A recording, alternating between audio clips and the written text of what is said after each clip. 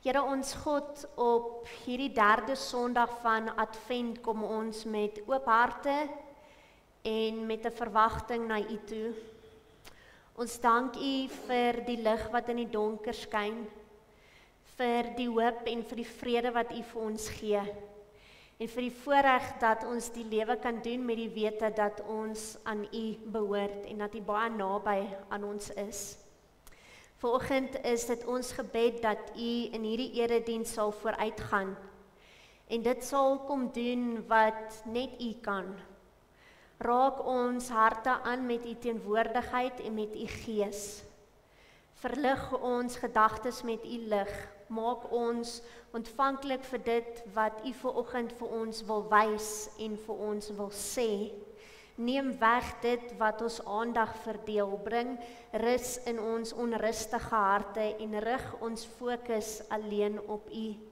Here, kom seën vanoggend ons aanbidding, seën elke lied, elke gebed, elke woord, sodat ons hier vandag versterk en vernuwe sal word en met nuwe vreugde en vrede die week kan ingaan. Ons bid dit en ons vra dit alles in die naam van Jesus, die lig van die wêreld wat gekom het en weer gaan kom. Amen. Vandag is die derde Sondag in Advent. En soos julle kan sien hier by die kruis is dit pink. En dit staan bekend as die Sondag van vreugde. Ons vreugde is in God en in sy Seun Jesus Christus. En net soos vrede waarby ons verlede week stil gestaan het, is vreugde eintlik ook 'n geskenk wat God vir ons kom gee. Vreugde kom oor ons en vul ons wanneer ons onthou dit wat God vir ons gedoen het, hoe lig deur die duisternis gebreek het en dat die Here sal doen dit wat hy aan ons beloof het. En ons steek vanoggend ons pinkkers aan. Kers van vreugde, om ons te herinner dat Jesus reeds gekom het, maar dat hy weer gaan kom vir ons elkeen. En ons sê vanoggend vir die Here baie dankie vir die hoop wat hy vir ons kom gee in hierdie tyd, vir die vrede wat hy aan ons skenk, en vanoggend ook vir die vreugde wat ons uit sy hand ontvang. In die woorde van Liedboek 366, die vreugdelied wat engele sing, het die boodskap oor Jesus aan herders gebring. Die goeie nuus, soos lank reeds voorspel, het 'n engel die nag aan die herders vertel. Immanuel, God met ons, het ons kom verlos. En saam met die herders wil ons ook nou getuig en in dankbaarheid oor ons verlosser juig. En ook in die woorde van Lukas 2 vers 9 tot 11, met een staan daar 'n engel van die Here by die herders, en die heerlikheid van die Here het rondom hulle geskyn. Hulle het baie groot geskrik, maar die engel het vir hulle gesê, moenie bang wees nie, want kyk, ek bring vir julle 'n goeie tyding van groot blydskap, wat vir die hele volk bestem is. Vandag is daar vir julle in die stad van Dawid die verlosser gebore, Christus die Here. En hierdie lewende Here is vanoggend hier in ons erediens teenwoordig en hy groet julle elkeen spesiaal met die woorde: genade en vrede vir jou van God, ons liefdevolle Vader, wat sy seun gestuur het om mens te word vir jou en vir my. En van Jesus Christus ons Here wat gekom het en beloof het om weer te kom. En van die Heilige Gees, wat nie net vrede nie, maar ook vreugde vanoggend in ons harte gaan laat leef. Amen. Kom ons antwoord hierop en dan sing ons staande saam 'n paar lofliedere tot eer van die Here se naam.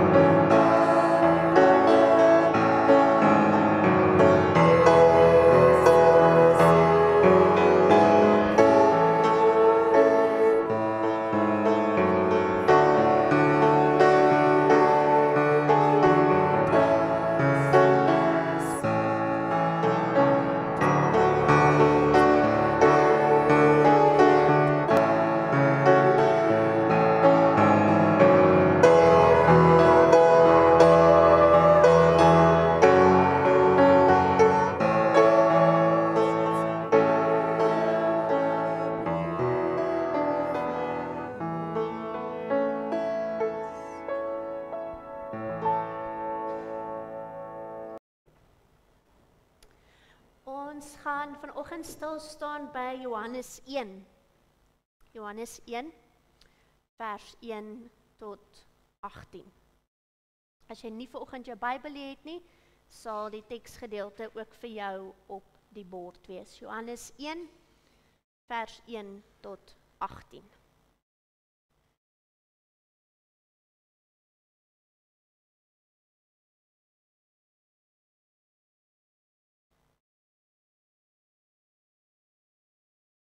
Voordat ons gaan saam lees, kom ons word 'n oomblik stil en dan vra ons ook vir die Here se seën as ons nou met sy woord besig gaan wees. Kom ons bid.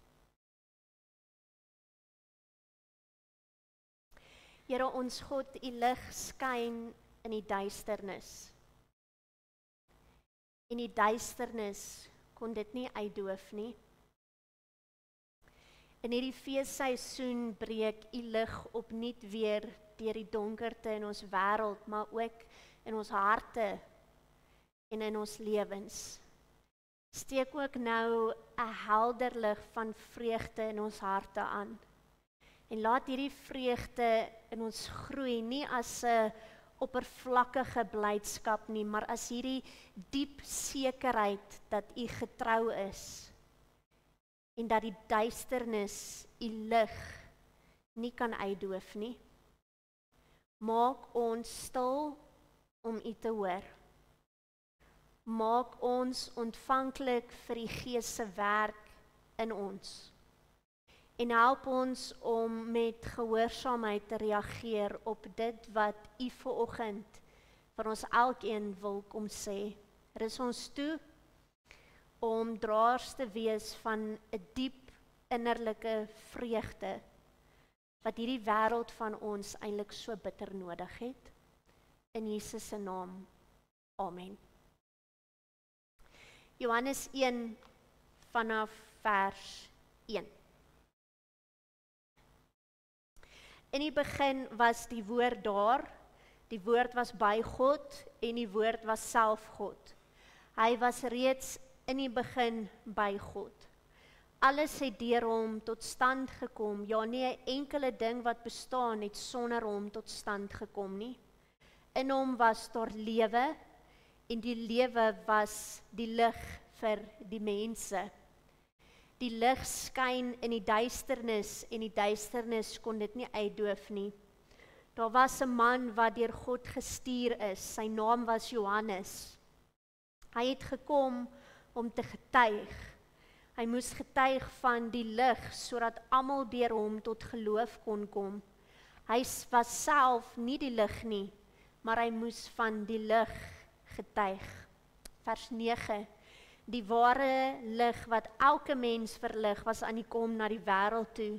Hy was in die wêreld het deur hom tot stand gekom, en tog het die wêreld hom nie herken nie. Hy het na sy eiendom toe gekom en tog het sy eie mense hom nie aangeneem nie. Maar aan almal wat hom aangeneem het, die wat in hom glo, het hy die reg gegee om kinders van God te word. Hulle is immers dit nie van nature nie deur die drang van 'n mens of die besluit van 'n man nie, maar hulle is uit God gebore. Die woord het mens geword en onder ons kom woon. Ons het sy heerlikheid gesien, die heerlikheid wat hy as die enigste seun van die Vader het, vol genade en waarheid. Johannes getuig van hom en roep uit, dit is hy wat ek bedoel het toe ek gesê het, hy wat na my kom is voor my, want hy was voor my reeds daar. Uit sy oorvloed het ons almal genade op genade ontvang. God het die wet deur Moses gegee, die genade en die waarheid het deur Jesus Christus gekom. Niemand het God nog ooit gesien nie, maar sy enigste seun, self God, wat die naaste aan die Vader is, die het hom bekend gemaak. Dis die kosbare woorde van Johannes 1, vers 1 tot 18. Kersfees en blydskap en vreugde gaan altyd hand aan hand. En uit ervaring weet ons dit almal. Kersfees is 'n tyd waarin 'n mens opgewonde is en bly is. Dis 'n tyd waarin ons sing en vol welwillendheid teenoor ander mense is. En met die heel eerste Kersfees in Bethlehem was dit eintlik nie anders gewees nie. Die geboorte van Jesus was vir die mense van destyds ook 'n vreugdevolle gebeurtenis. Dink aan Elisabeth en Sagaria, Josef en Maria, die herders, die sterrekykers. Hulle self het ook 'n stuk vreugde beleef met die koms van Jesus. Kersfees is inderdaad 'n tyd van vreugde. Maar is nie 'n goedkoop plesierigheid, soos baie mense vandag dink nie. Van die begin af is al die evangelies baie duidelik daaroor, dat die Kersvreugde wat ons vandag ervaar, is 'n duur vreugde. En dit het God 'n baie groot prys gekos, om dit Kersfees te kon laat word. Hy moes letterlik sy enigste, sy beste prys gegee het. En dis wat Johannes sommer heel aan die begin en ook in hierdie feesseisoen wil beklemtoon. Johannes neem ons in hierdie adventstyd nie na 'n sensusopname of na 'n reis in Bethlehem of na 'n stal nie. Anders as al die evangelies is daar nie 'n geskiedenis van Jesus se geboorte of selfs 'n verhaal van Jesus se geboorte nie. Johannes begin by die begin. Hy neem ons terug na die begin, heel voor die geskiedenis. Hy vat ons agter die skerms na Jesus se ewige woning, sy verhouding met God, sodat ons iets kan verstaan en iets kan snap van hierdie groot prys wat God betaal het, sodat ek en jy vandag Kersfees kan vier. Eeue voor Jesus op aarde gebore is, het hy reeds bestaan. Hy is so ewig soos God self. Hy is die woord van God, sê Johannes. Hy was van die begin af by God en deur hierdie woord het alles ontstaan en is alles geskep.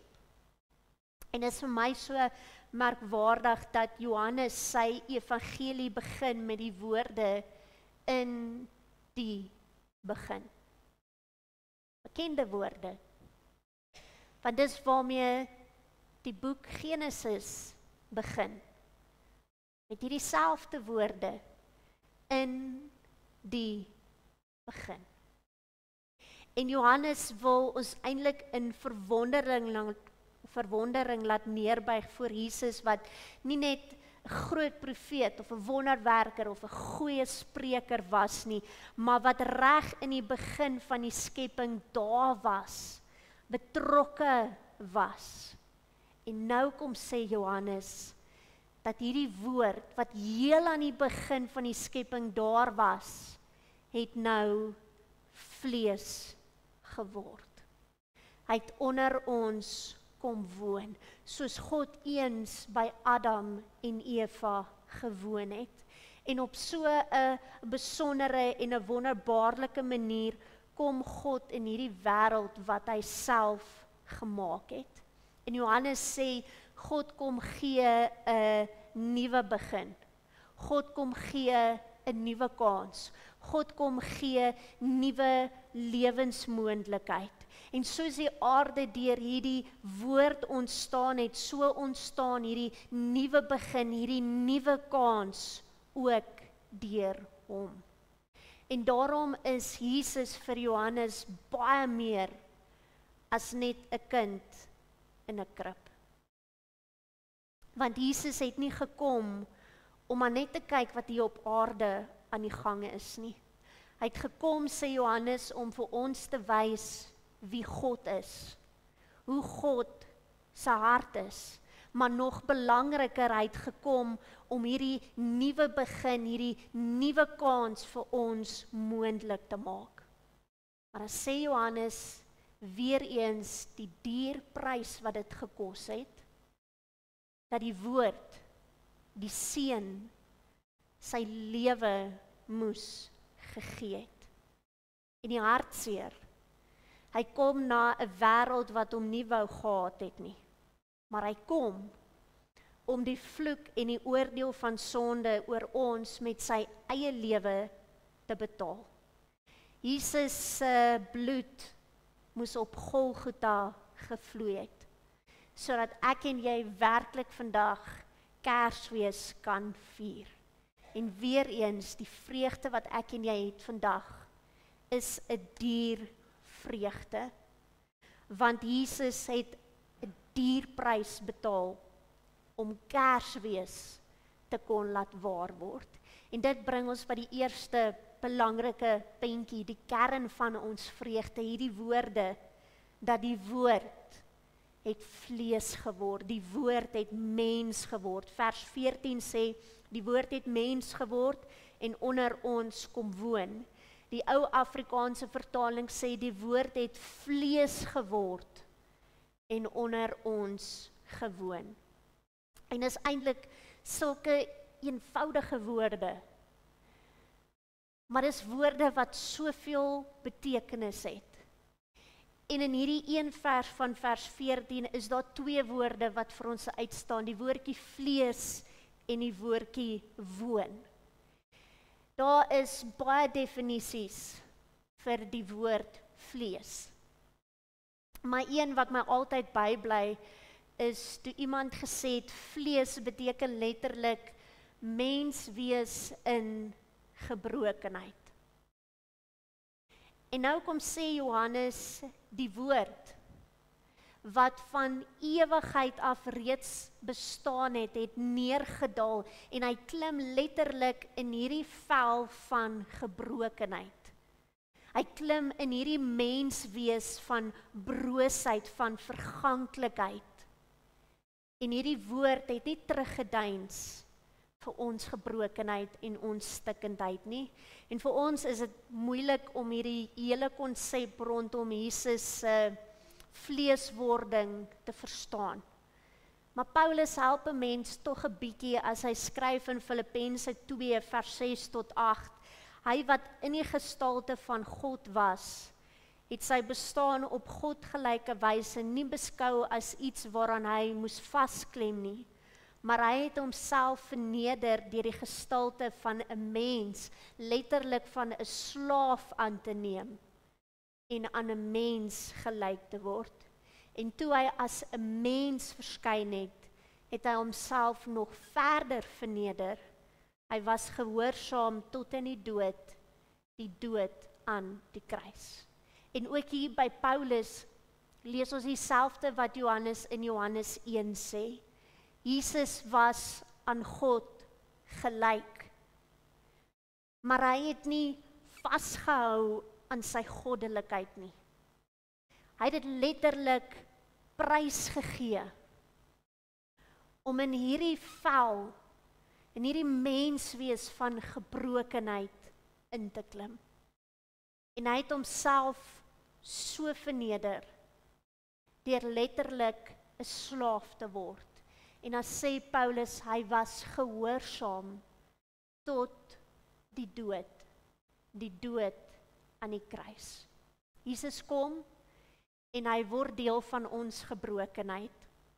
En Kersfees is 'n tyd van vreugde, maar dis eintlik ook 'n tyd wat ons weer bietjie moet stil word en besef die duur prys wat God betaal het. Die duur prys wat Jesus betaal het. En die besef hoe verlore ons werklik was. Die besef dat ons is sondaars. En Jesus het gekom en tot die dood toe gehoorsaam gebly, terwille van jou, terwille van my. En daarom bring Kersfees ons elke jaar ook weer uit by Golgotha en by hierdie diep dankbaarheid dat daar verlosser is vir jou en vir my. Jesus word 'n mens in 'n donker wêreld. En as 'n mens kom beleef hy alles wat ek en jy op hierdie aarde beleef. Hy sit nie iewers soos 'n Kersvader soms op sy stoel sit en toe kyk nie. Jesus kom en hy word letterlik deel van ons daaglikse lewe. En nou sê Johannes in sy evangelie, omdat Jesus mens geword het, verstaan hy ons menslikheid. Jesus verstaan ons swakheid. Hy verstaan ons gebrokenheid. Hy verstaan dit wat ek en jy hier op aarde ervaar. En jare later dan is dit presies wat die Hebreërskrywer ook sê. Ons het 'n hoëpriester. Iemand in die hemel wat medelee het met ons swakhede, met dit wat ons hier op aarde beleef. En daarom kan ons met vrymoedigheid na die genadetroon toe gaan en barmhartigheid en genade ontvang. Vreugde. Want Jesus verstaan dit wat jy ervaar. Hy verstaan dit wat in jou hart leef. Hy verstaan jou swakheid. Hy verstaan jou broosheid. Hy verstaan jou gebrokenheid. En jy kan vandag met vrymoedigheid na die troon toe gaan en weet, daar's iemand wat medelee het met jou. En jy ontvang barmhartigheid en genade. Die tweede woordjie, die woordjie woon, beteken letterlik in die Griekse taal 'n tent wat opgeslaan word. As ons teruggaan na die Ou Testament toe, Eksodus 40, dan verwys hierdie tent na die tabernakel. En Eksodus 40 vertel vir ons dat die tabernakel was 'n simbool van God se teenwoordigheid. En soos wat die volk deur die woestyn vir jare getrek het hulle altyd hierdie tabernakel by hulle gehad as 'n herinnering dat God is hier. God is teenwoordig. En nou kom Johannes op so 'n mooi en 'n diep manier en hy kom sê, maar Jesus is God se tent.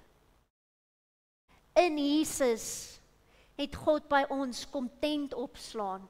Hy het onder ons kom woon, sodat ons nooit sonder God se teenwoordigheid sal wees nie. Sodat ek en jy nooit hoef te wonder, maar waar is God nie? Want God is hier by my. En terwyl ons in hierdie tyd fees vier, lê ons vreugde nie in aardse dinge nie, maar in hierdie feit dat God het so naby gekom en dat God nog steeds so naby aan ons is. Nog 'n Kersfees gaan oor 2 weke verby wees. Maar Kersfees hoef nie in jou lewe op te hou nie. En Charles Spurgeon het dit so mooi geskryf in een van sy kommentare, toe sê hy, "It's a Merry Christmas all the year round to a soul that has an unstaggering faith in the promises of the blessed God, finding the eternal miracle of Jesus' birth and redemption a constant source of celebration." Jesus het in ons wêreld gekom. In Jesus het God sy tent opgeslaan. Hy's hier. Maar Charles Spurgeon wil jou ook herinner dat Jesus het in jou hart, in jou lewe, tent opgeslaan, sodat jy nooit sonder God sal wees nie. Sodat jy nooit hoef te wonder, maar waar is God in my lewe nie? Sodat jy sal onthou, hy is by jou. En daarom is dit elke dag van die jaar Kersfees. Want God is Immanuel. Hy is by my. En dit bring ons by ons tweede puntjie. Vreugde, want God is Immanuel. Jesus se koms herinner ons dat ons nooit sonder God se teenwoordigheid sal wees nie. Dit veronderstel 'n vreugde, soos Charles Spurgeon sê, wat eintlik die hele jaar moet duur en ons het eintlik die hele jaar moet ervaar.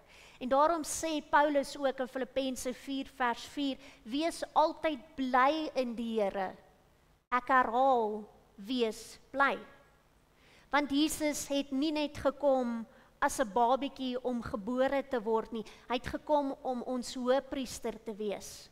Hy het gekom om ons verlosser te wees, hy het gekom om ons leidsman te wees, hy het gekom om ons koning te wees, hy het gekom om Immanuel te wees, die een wat elke dag die lewe saam met ons stap. Maar ons weet goed, dat dit nie altyd ons ervaring is nie. Ons is nie altyd bly nie. En daar's seker verskriklik baie redes daarvoor.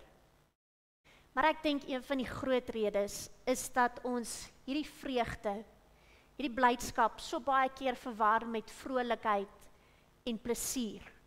Dinge wat afhanklik is van omstandighede, dinge wat ons ontvang, al die uiterlike dinge. As Kersfees verby is, dan is ons letterlik platsak en vreugde is by die deur uit. Maar nou wil Johannes kom sê, dis nie waaroor Kersvreugde regtig gaan nie. Kersvreugde is 'n diep geluk wat gebore is uit hierdie een sekerheid. Ek behoort aan die Here. In die woorde van Johannes 1 vers 12, ons het die voorreg om kinders van God te wees. Jesus het na die aarde toe gekom vir my, in my verlorendheid. Hy het gekom vir my as 'n gebrokene, as 'n sondaar. Hy het gekom om my te soek, my te vind, my te red. En dis waarin ons vreugde lê. Nie in omstandighede nie, nie in uiterlike dinge nie, maar in hierdie diep sekerheid. Ek behoort aan God. Ek is 'n kind van God. En daarom word die vreugde van Kersfees gebore uit 'n verhouding met Jesus. En is dit nie iets wat na Kersfees saam met die liggies en die kersboom tot volgende jaar weggepak word nie, maar is iets wat elke dag 'n werklikheid is, omdat Jesus elke dag 'n werklikheid in jou lewe is. Jesus het een keer by 'n geleentheid gesê in Johannes 7, as iemand dors het, laat hy na my toe kom. En met die een wat in my glo, is dit soos die skrif sê, stromende, lewende water sal uit sy binneste vloei. En dan sê Johannes, hiermee het Jesus na die Gees verwys. En daarom skryf Paulus in Galasiërs 5, vers 22, dat hierdie vreugde is altyd deel van die vrug van die Gees. En wanneer die Gees in jou lewe aan die werk is, wanneer hy jou al meer vaster bind aan Jesus, dan word hierdie vreugde al hoe meer. Hierdie vreugde word al hoe meer 'n groter werklikheid. Dit word al hoe inniger na mate jou liefde vir die Here toeneem. En daarom is hierdie vreugde nie net iets waarvoor ek en jy moet sit en wag nie. Hierdie vreugde is iets waarna ons moet strewe. Dis iets waarvoor ons moet bid, sodat dit kan toeneem in ons lewens.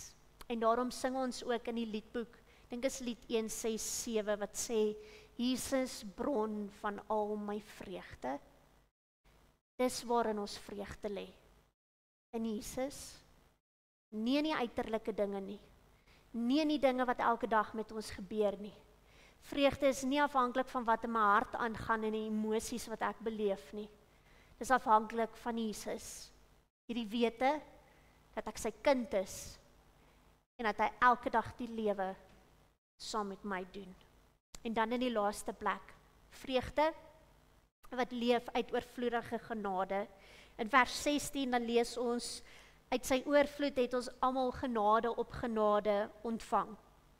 Jesus se koms het ons nou al die afgelope 2 Sondae gehoor, was eintlik so eenvoudig. En dit was so menslik en dit was so gewoon. Jesus was 'n mens soos ons almal mense is. En dit is baie interessant as jy Johannes se evangelie lees, dan wys hy baie duidelik op hierdie menslike aspekte wat Jesus ervaar het. Hy praat van Jesus se moegheid, hoe dors Jesus was, hoe hartseer Jesus was toe sy vriend Lazarus gesterf het.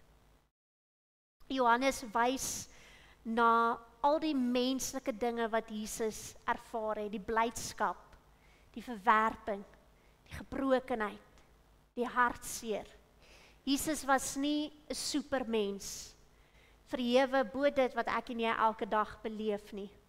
In sy menslikheid het hy letterlik alles beleef, soos ek en jy dit beleef vandag. Verlies, pyn, verwerping, hartseer, trane, enige denkbare menslike emosie het Jesus ook beleef. Maar nou die wonder. Die feit dat hy ten volle God was, beteken Jesus kon enige oomblik op sy aardse reis besluit om nie verder deur te gaan met hierdie emosies en hierdie swaar kry en hierdie seer kry wat hy hier op aarde ervaar het nie. Maar die wonder, hy het nie.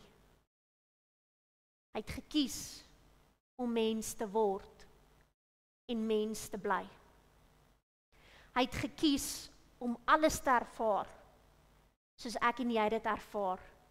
Hy het gekies om uiteindelik die duurste prys te betaal.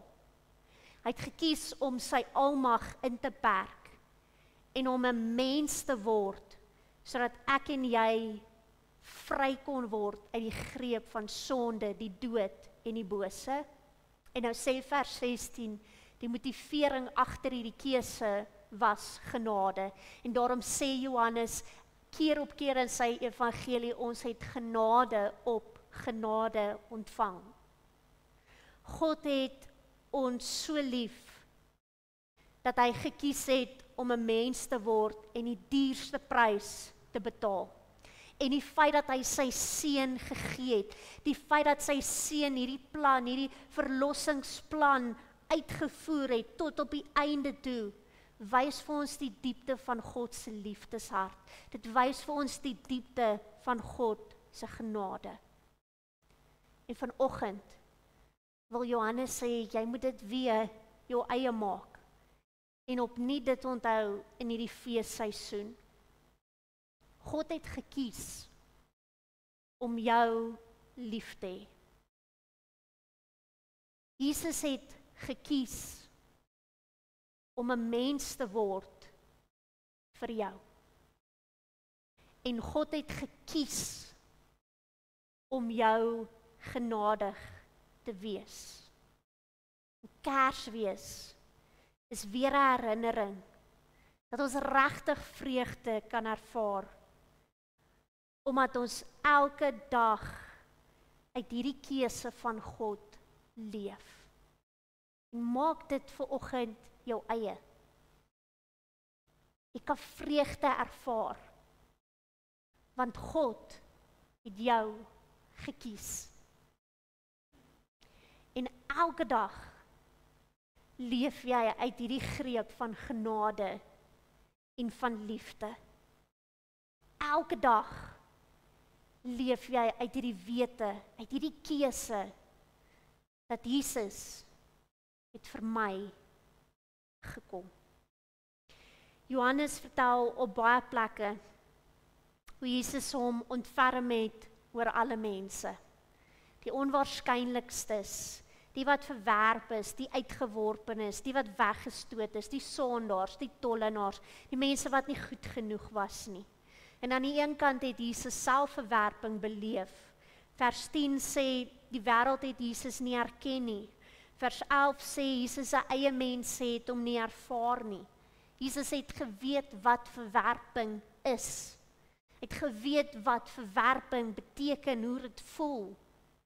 En daarom ontferm hy hom oor alle mense wat sy pad kruis. Hy reik uit na alle mense, maar hy doen meer as dit. Hy kom sluit hulle in God se hemelse familie. En Kerstyd is 'n tyd wat ons herinner dat ons is 'n kind van God. Ons is kinders van God. Ons het deel geword van 'n nuwe familie. Ons het deel geword van 'n nuwe werklikheid. En vanoggend sê Johannes, as jy op soek is na ware vreugde, as jy op soek is na ware blydskap, kyk na Jesus. Nie almal van ons beleef hierdie jaar en hierdie maand Kersfees dieselfde nie. Daar is van ons wat in hierdie tyd baie verlange beleef. Daar's van ons wat in hierdie jaar 'n geliefde verloor het. En skielik is hierdie maand 'n donker maand. Skielik is hierdie feesseisoen so anders. Vir die eerste keer moet ek 'n feesseisoen aanpak sonder my geliefde.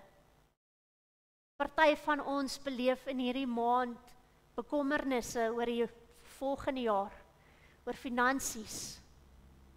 Party van ons het 'n terugslag beleef in ons gesondheid, in ons verhoudings, in omstandighede. Maar tog wil Johannes vanoggend vir jou kom sê, ongeag waar jy jouself bevind in hierdie feestyd, Kersvreugde is ook vir jou bedoel. En vir elkeen van ons skyn daar 'n helder lig van vreugde. Vir die van ons wat die donkerte van hartseer en verlange oor 'n geliefde ervaar, skyn daar 'n helder lig van vreugde wat sê, waar Jesus gesê het, ek is die opstanding en die lewe. Nuwe begin het aangebreek. Jy en jou geliefde is vry van die greep van die dood en van die bose en van sonde.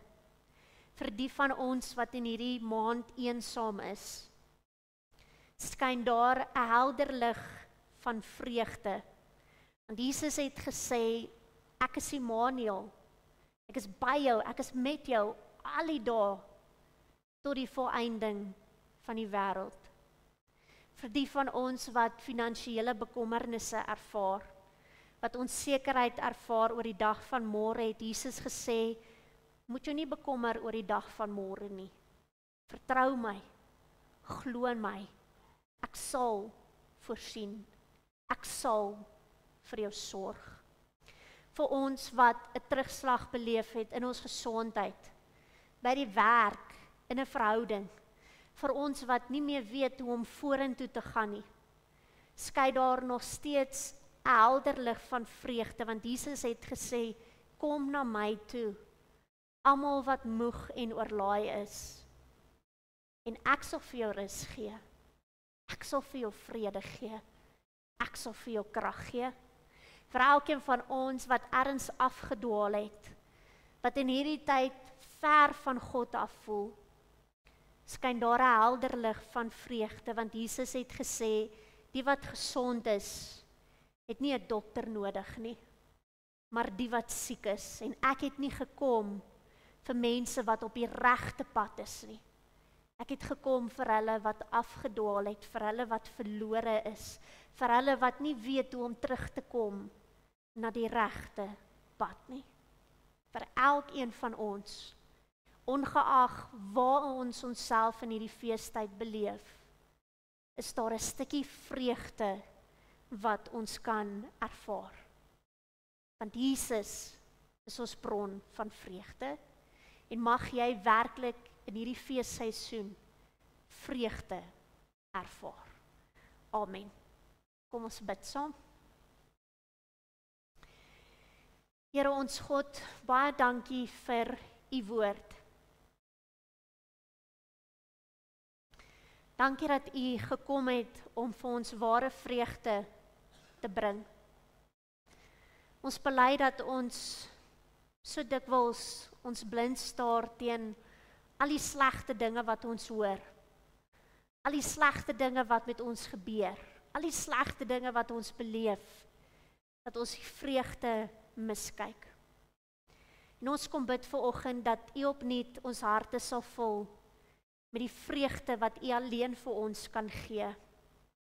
Help ons om ware vreugde te ontdek in ons verhouding met u.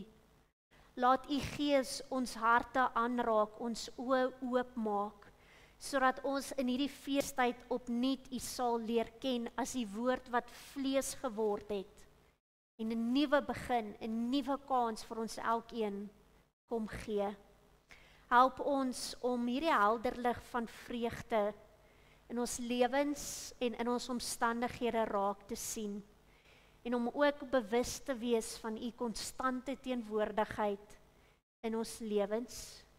Ons loof u Jesus as die enigste en die hoogste Here, u wat uit die hemel neergedaal het om 'n mens te word, sodat ons werklik vreugde in hierdie tyd kan ervaar. Amen. Ons gaan nou staande saam ons slotlied sing en dan kan julle bly staan om die seën van die Here vir die week te ontvang.